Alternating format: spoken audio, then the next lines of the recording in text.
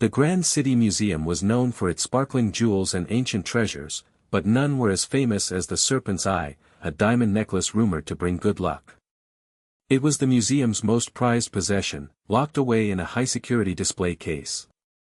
One Tuesday morning, the unthinkable happened: the Serpent's Eye was gone. Panic swept through the city like a wildfire. The police chief, a stern woman named Ms. Davies, immediately assembled her best detectives. They examined the display case, dusted for fingerprints, and reviewed the security footage countless times. The thief had been clever. The security system was bypassed with expert precision, leaving no trace of forced entry. It was as if the Serpent's Eye had simply vanished into thin air. The newspapers screamed headlines: "Diamond Heist Rock City," and "Police Baffled by Museum Mystery." Everyone had an opinion, from the mayor to the hot dog vendor on the corner. Theories flew around like pigeons in the park. Some said it was an inside job, others whispered about international spies.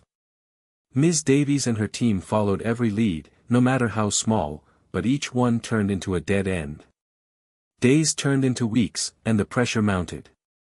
The public was losing faith, and Ms. Davies felt the weight of the city on her shoulders. Meanwhile, a few blocks away from the glittering museum, the Thompson family was dealing with a different kind of loss. Their beloved golden retriever, Buster, had slipped his leash during an afternoon walk. 8-year-old Timmy Thompson was heartbroken. Buster wasn't just a pet, he was Timmy's best friend, a furry shadow who followed him everywhere. The Thompsons plastered "Lost Dog" posters all over the neighborhood, offering a reward for Buster's safe return. Timmy spent hours calling Buster's name, his voice cracking with sadness. His parents tried to comfort him, but they knew how much Buster meant to their little boy. The missing necklace was on everyone's mind, but for the Thompsons, the missing dog was their entire world. They just wanted their furry family member back home, safe and sound. They never imagined that their missing dog and the stolen necklace were about to become intertwined in a surprising way. The investigation into the Serpent's Eye theft was hitting a brick wall. Ms. Davies, a seasoned detective with years of experience, felt the frustration gnawing at her. Every lead seemed promising at first, but quickly fizzled out. They interviewed museum staff, questioned known art thieves, and even consulted with a retired jewel appraiser who claimed to have a sixth sense for stolen gems. Nothing.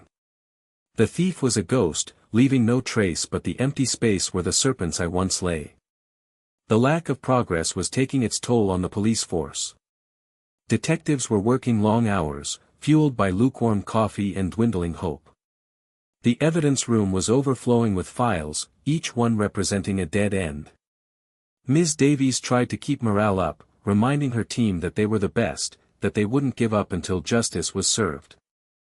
But even she felt a flicker of doubt creeping into her mind. They reviewed the security footage again, slowing it down frame by frame, searching for any tiny detail they might have missed. They analyzed the security system's logs, looking for any sign of a breach. They even brought in a team of computer experts to examine the museum's network for any evidence of hacking. Still, nothing. The thief had seemingly vanished into thin air, taking the Serpent's Eye with him. The newspapers continued to hound them, running daily updates on the investigation, or rather, the lack thereof. "Police still clueless in Diamond Heist," one headline screamed. Another suggested that the police were focusing on the wrong suspects. Ms. Davies tried to ignore the negative press, but it was hard to escape the feeling that she was failing the city. Meanwhile, back at the Thompson house, Timmy was refusing to eat his dinner. He pushed his plate of spaghetti away, his eyes filled with tears. "I miss Buster," he mumbled. His mom sighed and sat down next to him. "I know, sweetie," she said, "but we'll find him. We won't give up." She hugged him tightly, trying to comfort him, but she could feel his little body trembling with sadness. The missing dog was casting a long shadow over their home, a constant reminder of their loss. They had no idea that Buster, in his own way, was about to turn the tide in both their lives and the city's most perplexing mystery. The days blurred together in a haze of unanswered questions and mounting pressure. Ms. Davies found herself staring at the same crime scene photos, the same security footage, searching for something, anything, that they had missed. She even tried thinking like the thief, trying to anticipate their next move, but it was like trying to catch smoke. The city was growing restless, and the mayor was starting to breathe down her neck. She needed a break, a fresh perspective, anything to shake things up. Meanwhile, the Thompson family was doing their best to keep Timmy's spirits up. They organized a neighborhood search party, armed with flyers and whistles.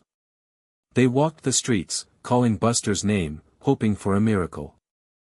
Timmy's mom even baked Buster's favorite peanut butter cookies, hoping the scent would lure him home. But as the days passed, their hope began to dwindle. One sunny afternoon, Timmy's mom decided to take him to the park. She thought some fresh air and sunshine might do him good. Timmy dragged his feet, his eyes still red from crying. He missed Buster terribly. The park was usually his favorite place, but today it felt empty without his furry friend by his side. He sat on a swing, listlessly pushing himself back and forth, watching other kids play with their dogs. Suddenly, Timmy's head snapped up. He squinted, trying to get a better look. Was it? Could it be? His heart began to race. He jumped off the swing and ran towards a familiar golden blur in the distance. As he got closer, there was no doubt in his mind. It was Buster. But he wasn't alone. A man, a stranger with shifty eyes and a nervous demeanor, was holding Buster's leash. Timmy froze, unsure of what to do. He knew he had to get Buster back, but something about the man made him feel uneasy. This chance encounter at the park was about to change everything, not just for Timmy and Buster, but for Ms. Davies and the entire city. The two separate stories were about to collide in a way no one could have predicted. Timmy's mind raced. He knew he couldn't just run up and grab Buster. The man looked like he might try to stop him, or even hurt Buster. He needed a plan. He decided to act casual, as if he didn't recognize the dog. He walked slowly towards them, pretending to admire the other dogs in the park. As he got closer, he could see Buster's tail wagging tentatively. Buster seemed unsure, torn between his loyalty to Timmy and his current situation.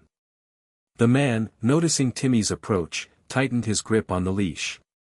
He gave Timmy a wary look, as if trying to figure out if he posed a threat. "He's a nice dog," Timmy said, trying to sound friendly. "What's his name?" The man hesitated for a moment. His name is Lucky," he mumbled, avoiding eye contact. "Lucky?" Timmy repeated, raising an eyebrow. "He looks just like my dog, Buster. He ran away a few weeks ago." He watched the man closely, searching for any sign of guilt or recognition. The man's face paled slightly. He shifted his weight nervously. "I've had him for months," he said, his voice a little too loud. "Found him wandering around." Timmy knew he was lying. He could see the truth in Buster's eyes, the way he kept glancing at Timmy, his tail wagging a little faster now. He needed to get help, but he didn't want to scare the man off. He spotted a police officer patrolling the park, talking to a group of children. This was his chance. "He's a really good dog," Timmy said, stalling for time. "Does he know any tricks?"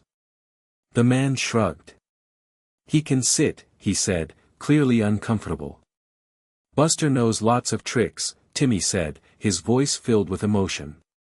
"He can shake, roll over, and even play dead." He took a step closer to the officer, hoping he would notice. "Buster," he called out suddenly, his voice cracking with desperation. "Come here, boy." Buster's ears perked up. He tugged on the leash, trying to get to Timmy. The man held on tight, but Buster was strong. He let out a bark, a happy, excited bark that Timmy knew so well. The police officer turned around, alerted by the commotion. Timmy knew this was his moment. He had to act fast. He pointed at Buster and the man, his heart pounding in his chest. "That's my dog," he shouted. "That man stole him." Officer Miller, a kind-faced man with a gentle smile, immediately approached the scene. He could see the distress in Timmy's eyes and the nervous energy radiating from the man holding Buster's leash. He knelt down, putting himself at Timmy's level. "What's going on here, son?" he asked, his voice calm and reassuring. "That's my dog, officer," Timmy exclaimed, pointing at Buster. "That man stole him. His name is Buster, not Lucky." Officer Miller turned his attention to the man. "Is this true?" he asked, his expression turning serious. The man shifted his weight uncomfortably, avoiding eye contact. I found him," he stammered.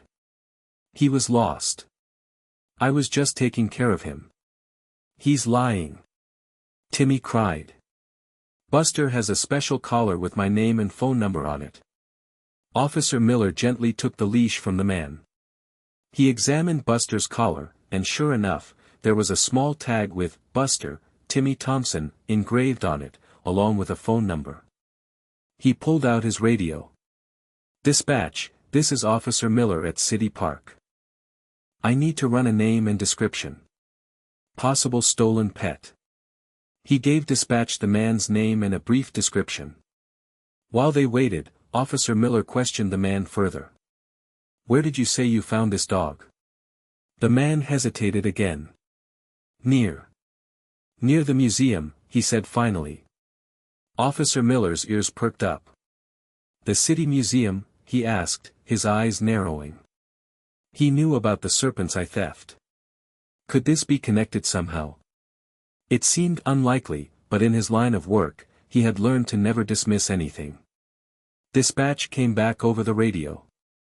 "Officer Miller, the subject's name is Frank Johnson. He has a minor record for petty theft, but nothing major." Officer Miller thanked dispatch and turned back to Frank. "Mr. Johnson, you said you found this dog near the museum?" "Yes," Frank mumbled, his face pale. "And when was that?"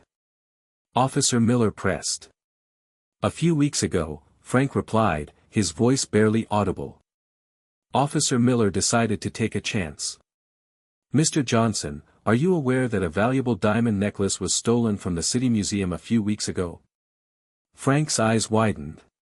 He looked like a deer caught in headlights. I don't know anything about that," he stammered. Officer Miller didn't believe him. He had a gut feeling that Frank Johnson was involved in more than just stealing a dog. He decided to call Ms. Davies. This might be the break they had been waiting for. A missing dog might just be the key to solving the biggest crime in the city's history. The coincidence was almost too much to believe. Ms. Davies, weary and disheartened, was just about to call it a night when her phone rang. It was Officer Miller. She braced herself for another dead end. "Davies," she answered, her voice flat. "Ma'am, I think I might have something," Officer Miller said, his voice tinged with excitement. "It's a long shot, but..." He proceeded to tell her about Timmy, Buster, and Frank Johnson, emphasizing Johnson's proximity to the museum and his nervous demeanor. Ms. Davies listened intently, her initial skepticism slowly giving way to a glimmer of hope. "A stolen dog?" she asked, a hint of disbelief in her voice. "How does that relate to the serpent's eye?"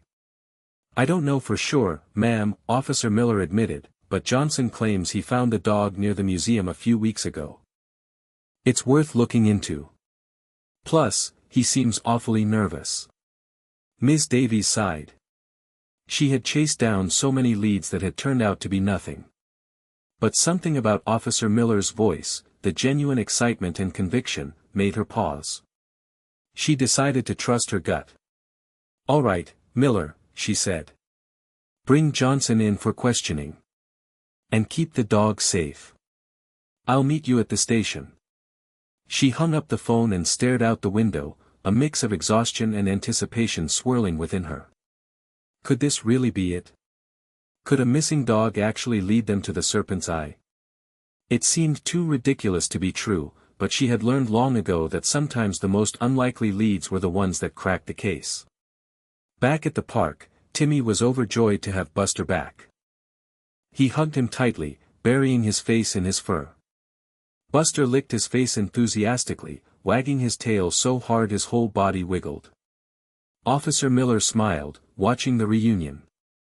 It was moments like these that made his job worthwhile. As Frank Johnson was being led away in handcuffs, Officer Miller knelt down and spoke to Timmy. "Thank you, son," he said. "You did a very brave thing.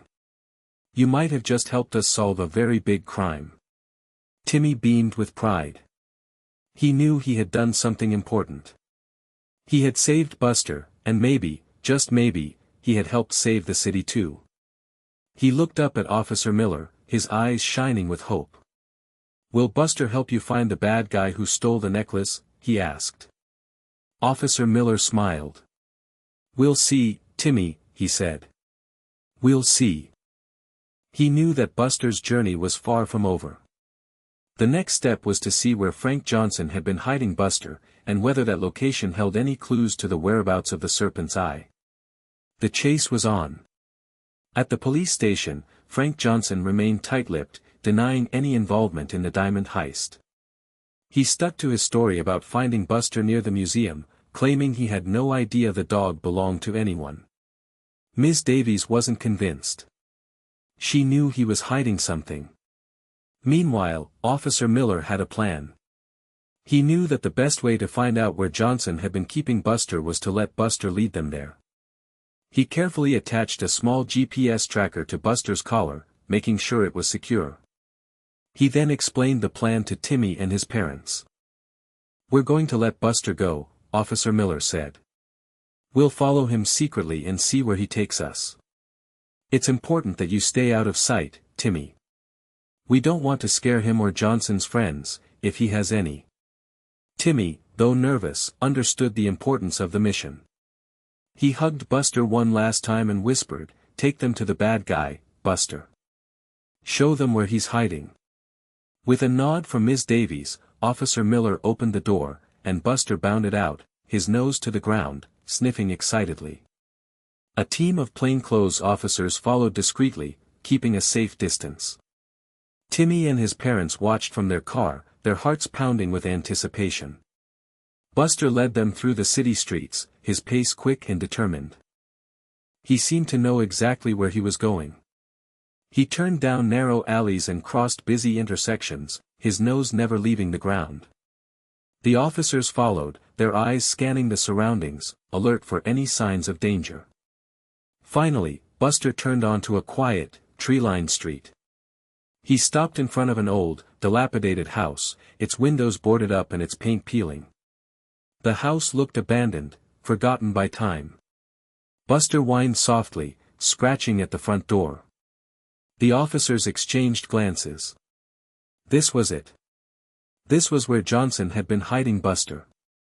But was it also where he had been hiding the Serpent's Eye? Ms. Davies, who had been monitoring the situation from a nearby car, gave the order. "Surround the house," she said. "We're going in." Timmy, watching from afar, held his breath. He knew that Buster had led them to something important.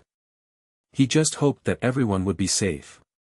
He squeezed his mom's hand tightly, his eyes glued to the old, hidden house, waiting for the next chapter to unfold. The game was afoot. With the house surrounded, Ms. Davies gave the signal. Officer Miller, along with several other officers, approached the front door, weapons drawn. "Police! Open up," he shouted, his voice echoing in the quiet street. Silence. They waited for a moment, their hearts pounding in their chests. Then, with a swift kick, Officer Miller broke down the door. The officers stormed inside, their flashlights cutting through the darkness. The house was a mess. Dust and cobwebs covered everything. Old furniture was scattered around, and the air was thick with the smell of mildew and decay. It was clear that no one had lived there for a long time, except perhaps Frank Johnson and, until recently, Buster. "Clear," one of the officers shouted from the living room. "Clear," another shouted from the kitchen. Ms. Davies entered the house, her eyes scanning the surroundings. "Search the place," she ordered. "Look for anything that might connect Johnson to the Serpent's Eye." The officers began to systematically search the house, rummaging through drawers, looking under furniture, and checking behind walls. They found nothing but old newspapers, empty cans, and a few tattered blankets. Just when Ms. Davies was about to lose hope, one of the officers shouted from the back of the house. "I found something." Ms. Davies rushed to the back of the house and entered a small, cluttered room. The officer was standing next to a dusty old trunk, his face grim. "It's in here, ma'am," he said. "I think we found the serpent's eye." Ms. Davies's heart leaped. She knelt down and opened the trunk. Inside, nestled among some old clothes and newspapers, was a velvet box. She opened the box, and there it was, the serpent's eye, sparkling in the dim light. It was even more beautiful than she remembered. "We got it," she said, a wave of relief washing over her. "We finally got it." But their work wasn't over yet. Frank Johnson was still out there, and they needed to bring him to justice. She knew that he wouldn't give up easily. The chase was far from over. The evidence that they needed to arrest Frank Johnson was located inside the hideout. Ms. Davies quickly radioed for backup. She knew that Frank Johnson wouldn't be far away, and she wanted to make sure they had enough officers to apprehend him. She also alerted the media, knowing that the city would be eager to hear about the recovery of the serpent's eye. As the officers secured the house and collected evidence, Ms. Davies couldn't help but marvel at the strange turn of events. A missing dog had led them to the city's most wanted thief and the recovery of a priceless artifact. It was almost too unbelievable to be true.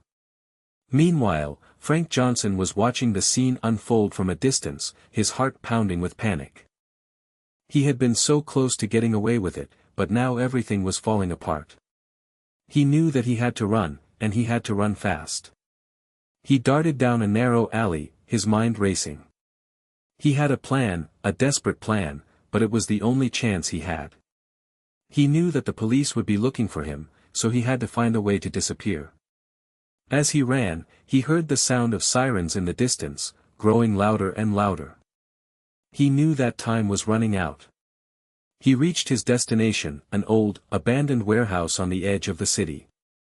He slipped inside, hoping to find a place to hide. But he wasn't alone. Standing in the shadows was a figure, a tall, imposing man with a menacing glare. It was Big Tony, Johnson's accomplice in the diamond heist. "What happened, Frank?" Big Tony growled, his voice like thunder. "I thought you had everything under control." "It was the dog, Tony," Frank stammered. "The dog ruined everything." Big Tony's eyes narrowed. "The dog," he repeated, his voice dripping with sarcasm. "You let a dog ruin our plan?" Frank knew he was in trouble. Big Tony was not a forgiving man. He had a reputation for dealing with loose ends, and Frank was starting to feel like a very loose end indeed. Suddenly, the warehouse doors burst open, and the police stormed inside, weapons drawn. "Freeze! Don't move," they shouted. Frank and Big Tony were trapped. They had nowhere to run. The game was over. The police were ready to make the arrest. Big Tony, never one to go down without a fight, shoved Frank Johnson aside and charged towards the police, knocking over several officers in his path. A chaotic struggle ensued, with officers wrestling to subdue the massive man. Seeing his chance, Frank Johnson darted towards a back exit, hoping to escape in the confusion. But he didn't get far. Buster, who had been safely waiting in Officer Miller's patrol car, sensed the commotion and began to bark furiously. He whined and scratched at the window, desperate to get out and help. Officer Miller, realizing that Buster might be able to assist in the apprehension of Johnson, cautiously opened the car door. Buster shot out of the car like a furry bullet, his eyes fixed on Frank Johnson, who was now scrambling over a pile of crates, trying to reach the warehouse door. "Buster, stop him!" Officer Miller shouted, pointing at Johnson. Buster needed no further encouragement. He sprinted towards Johnson, barking loudly, his powerful legs eating up the distance. Johnson, hearing the approaching dog, glanced back in terror. He tripped over a crate and fell to the ground, sprawling awkwardly. Before he could get up, Buster was upon him. He didn't bite or attack, but he stood over Johnson, barking incessantly, preventing him from getting back on his feet. He was like a furry roadblock, preventing Johnson's escape. The officers, who had been struggling with Big Tony, saw what was happening and quickly moved to apprehend Johnson. They cuffed him and helped him to his feet, while Buster continued to bark triumphantly, wagging his tail proudly. Big Tony, seeing that his accomplice was captured, finally surrendered. The police quickly secured him and led him away, bringing the chase to a definitive end. Buster had done it. He had helped the police catch the thief. Timmy and his family watched from their car, cheering for Buster. He was their hero, and now he was a hero to the entire city. The 2 arrests are successfully executed. The stolen diamonds are recovered. The city is safe. The news spread like wildfire. Serpent's eye recovered. Thieves apprehended, the headlines screamed. The city erupted in celebration. Ms. Davies and her team were hailed as heroes, and Buster became an overnight sensation. The city museum was overjoyed to have the Serpent's Eye back. The director, Mr. Abernathy, personally thanked Ms. Davies and Officer Miller for their outstanding work. He also expressed his gratitude to Buster, declaring him an honorary member of the museum's security team. The Thompson family was overwhelmed by the outpouring of support. Timmy became a local celebrity, and Buster was showered with treats and toys. They were invited to appear on television and radio shows, sharing their incredible story with the world. At a press conference held outside the City Museum, Ms. Davies addressed the crowd, holding up the Serpent's Eye for all to see. Thanks to the bravery of a young boy and the loyalty of a remarkable dog, we were able to recover this priceless artifact and bring the thieves to justice, she said, her voice filled with pride. This case is a testament to the power of community and the importance of never giving up hope. She then turned to Timmy and Buster, who were standing beside her. Timmy, Buster, she said, on behalf of the city, I want to thank you both for your courage and your unwavering spirit. You are true heroes. The crowd erupted in applause, chanting Buster's name. Timmy blushed, but Buster seemed to soak up the attention, wagging his tail and barking happily. Later that day, Ms. Davies visited Timmy and his family at their home. She presented Timmy with a special award for his bravery and gave Buster a big, juicy bone. You know, Timmy, she said, Buster is a very special dog. He has a gift for sniffing out trouble. You should consider training him to be a police dog when he gets older. Timmy's eyes lit up. Really? He asked. Do you think he could do it? I know he could, Ms. Davies said with a smile. He's already proven himself to be a valuable member of the team. As Ms. Davies left, Timmy hugged Buster tightly. He knew that their adventure was just the beginning. They had many more mysteries to solve, many more bad guys to catch. Together, they were unstoppable. The Serpent's Eye is back at the museum. The thieves are in jail. The city is safe. The Thompsons are happy. Life returned to normal, or as normal as it could be after such an extraordinary adventure. The Thompson family cherished every moment with Buster, grateful to have him back safe and sound. Timmy and Buster were inseparable, their bond stronger than ever. They spent their days playing in the park, going for walks, and cuddling on the couch, watching movies. The police department also expressed their gratitude to Buster, awarding him a special honorary badge and a lifetime supply of dog treats. Officer Miller became a regular visitor to the Thompson household, often stopping by to check on Buster and share stories about his adventures. Ms. Davies, despite her busy schedule, made it a point to stay in touch with Timmy and his family. She saw in Timmy a spark of intelligence and courage, and in Buster a loyalty and determination that was truly remarkable. She knew that they had a bright future ahead of them, and she was excited to see what they would accomplish. One afternoon, Ms. Davies visited Timmy and Buster at their home. She had a special surprise for them. Timmy, she said, I've been talking to some people at the police academy, and they're very interested in Buster. They think he has the potential to be a great police dog, but he needs to start training early. She then presented Timmy with a certificate for a special K-9 training program, designed specifically for young handlers and their dogs. This program will teach you everything you need to know about training Buster to be a police dog, she said. It's a lot of hard work, but I know you and Buster are up for the challenge. Timmy's eyes widened with excitement. Wow, Ms. Davies, thank you, he exclaimed. This is amazing. He looked at Buster, who was wagging his tail and barking happily, as if he understood what was happening. We're going to be a great team, Buster, Timmy said, hugging him tightly. We're going to catch all the bad guys. The training program was challenging, but Timmy and Buster excelled. They learned how to track scents, locate hidden objects, and apprehend suspects. Buster proved to be a natural, eager to please and quick to learn. Timmy, with his unwavering dedication and love for Buster, became a skilled handler. As they progressed through the program, Timmy and Buster became a symbol of hope and inspiration for the entire city. They showed everyone that even the most unlikely heroes can make a difference, and that anything is possible with hard work, determination, and a little bit of love. Buster is officially known as a hero for the city. The city celebrates Buster. The Thompsons are overjoyed. Years passed. Timmy and Buster, side by side, graduated from the K-9 training program with flying colors. They became the city's most beloved crime-fighting duo, solving countless cases and bringing joy to the community. Buster, with his keen sense of smell and unwavering loyalty, became a legend in the police force. Timmy, with his intelligence, courage, and compassion, became a role model for young people everywhere. The City Museum, forever grateful for Buster's role in recovering the Serpent's Eye, created a special exhibit dedicated to him, showcasing his story and his accomplishments. Children would come from all over the world to see the Buster the Hero exhibit, learning about the importance of courage, loyalty, and never giving up hope.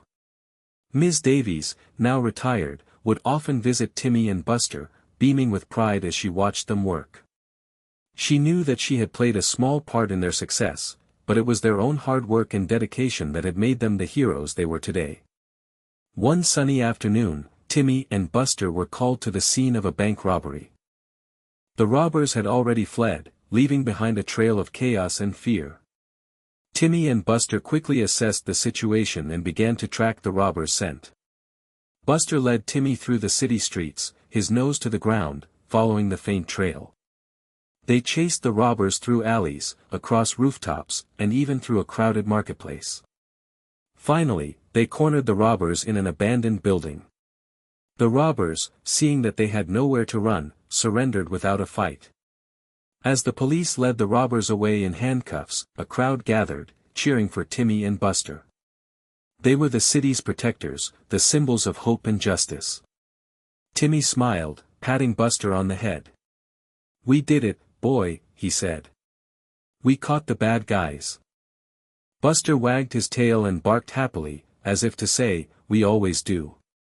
The city continued to celebrate Timmy and Buster, honoring them with parades, awards, and even a statue in the city park.